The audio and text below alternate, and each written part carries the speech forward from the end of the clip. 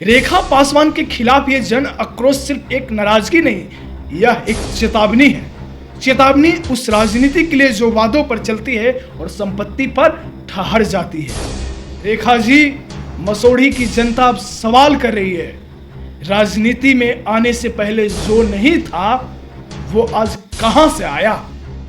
पवेड़ा में बना करोड़ों का घर, पटना में एक नहीं कई संपत्तियां, विधायिका की घोषित आय और इन संपत्तियों की लागत में जमीन आसमान का फर्क है कि काम नहीं किया तो कुर्सियां क्यों चाहिए, अगर जवाब नहीं है तो इस्तीफा क्यों नहीं देती।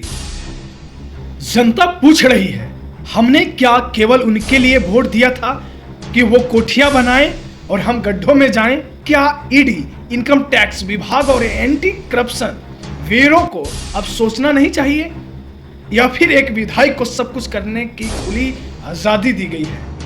वो कभी हमारे जैसे थे, आज हमें देखकर मुंह मोड़ती है।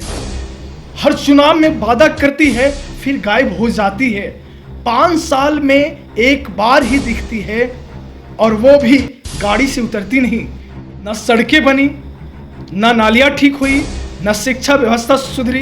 रेखा पासवान 2 बार विधायक बनी, लेकिन मसौढ़ी में विकास नदारद है।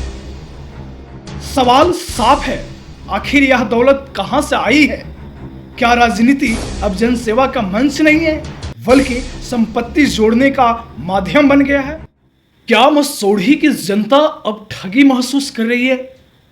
क्या जिन हाथों में उम्मीदें दी थी, उन्हीं हाथों ने भरोसे का सौदा कर लिया।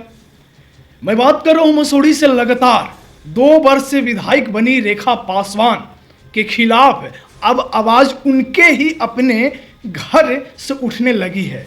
जी हां, रेखा हटाओ, मसौढ़ी बचाओ। ये नारा अब सिर्फ जनता की गली चौराहा तक सीमित नहीं है, बल्कि महागठबंधन के अंदर तक गूंजने लगी है।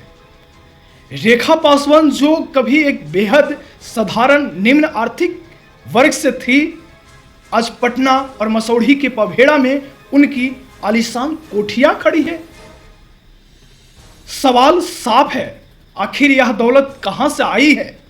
क्या राजनीति अब जनसेवा का मंच नहीं है, बल्कि संपत्ति जोड़ने का माध्यम बन गया है। रेखा पासवान 2 बार विधायक बनी, लेकिन मसौढ़ी में विकास नदारद है।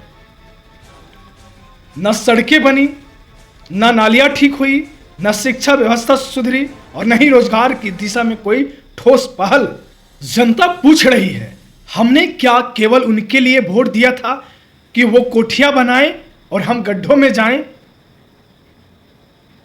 चौंकाने वाली बात यह है कि रेखा पासवान के खिलाफ अब आवाज अब उनके अपने गठबंधन के साथी भी उठा रहे हैं। पोस्टर बैनर लग रहे हैं, सभाओं में नाराजगी जाहिर किया जा रहा है। जनता की नाराजगी अब वोट में बदलने की चेतावनी दी जा रही है। पवेड़ा में बना करोड़ों का घर, पटना में एक नहीं कई संपत्तियां, विधायिका की घोषित आय और इन संपत्तियों की लागत में जमीन आसमान का फर्क है। क्या ईडी, इनकम टैक्स विभाग और एंटी करप्शन ब्यूरो को अब सोचना नहीं चाहिए, या फिर एक विधायक को सब कुछ करने की खुली आजादी दी गई है, खुली छूट दी गई है। वो कभी हमारे जैसे थी, वो कभी हमारे जैसे थी, आज हमें देखकर मुंह मोड़ती है। हर चुनाव में वादा करती है फिर गायब हो जाती है। 5 साल में एक बार ही दिखती है और वो भी गाड़ी से उतरती नहीं। ये सब बातें अब सोशल मीडिया पर वायरल हो रहा है। रेखा पासवान के खिलाफ ये जन आक्रोश सिर्फ एक नाराजगी नहीं, यह एक चेतावनी है। चेतावनी उस राजनीति के लिए जो वादों पर चलती है और संपत्ति पर ठहर जाती है।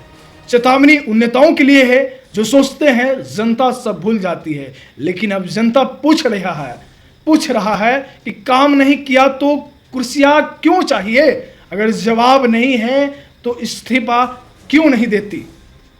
रेखा जी, मसौढ़ी की जनता अब सवाल कर रही है, राजनीति में आने से पहले जो नहीं था वो आज कहां से आया।